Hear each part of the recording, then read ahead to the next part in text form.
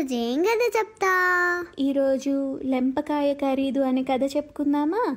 లెంపకాయ అంటే ఏంటి? లెంపకాయ అంటే చెంపదెబ్బ. ఓకే.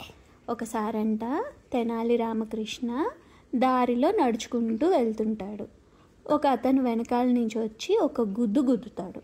ఆ దెబ్బకి పాపం తెనాలి రామకృష్ణ కింద పడిపోతాడు.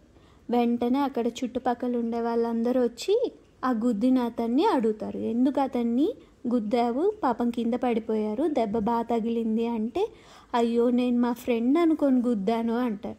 ఎంత ఫ్రెండ్ అయితే మాత్రం ఇలా గుద్దుతారా, ఇప్పుడు ఆయనకి న్యాయం జరగాలి అని చెప్పి అందరూ అక్కడ కృష్ణదేవరాయల ఆస్థానం ఉంటుంది కదా, అక్కడ మంత్రి ఉంటాడు, ఆయన దగ్గరికి వెళ్ళి జరిగిందంతా చెప్తారు.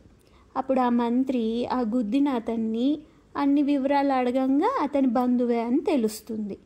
ఎలాగైనా ఇతన్ని కాపాడాలని చెప్పి, సరే మీరు ఒక గుద్దారు కాబట్టి ₹1 జరిమానా, మీరు ఆ రూపాయి తెనాలి రామకృష్ణకి ఇస్తే సరిపోతుంది అంటారు.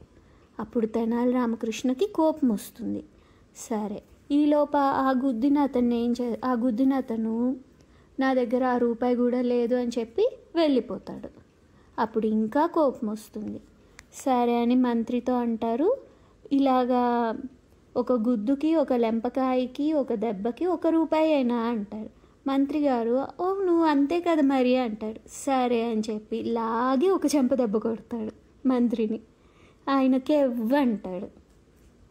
సరే మంత్రి గారు, ఇప్పుడు నేను మీకు ₹1 ఇస్తే సరిపోతుంది కదా అంటాడు. ఆయన అనేలోగా, అయ్యో ఇందాక నాకు ఇవ్వాల్సిన రూపాయి అతను ఇవ్వలేదు, మీకు తెచ్చిస్తారు కదా, అది మీ దగ్గర పెట్టుకొని సరిపెట్టండి అని బుద్ధి చెప్తాడు. అది ఓకేనా? మీకు కనుక ఈ కథ నచ్చినట్లయితే లైక్ చేయండి, షేర్ చేయండి, సబ్స్క్రైబ్ అవ్వడం మరవకండి. ప్రేమతో మీ ఆశ. ఇంకా లేదా? Thank you.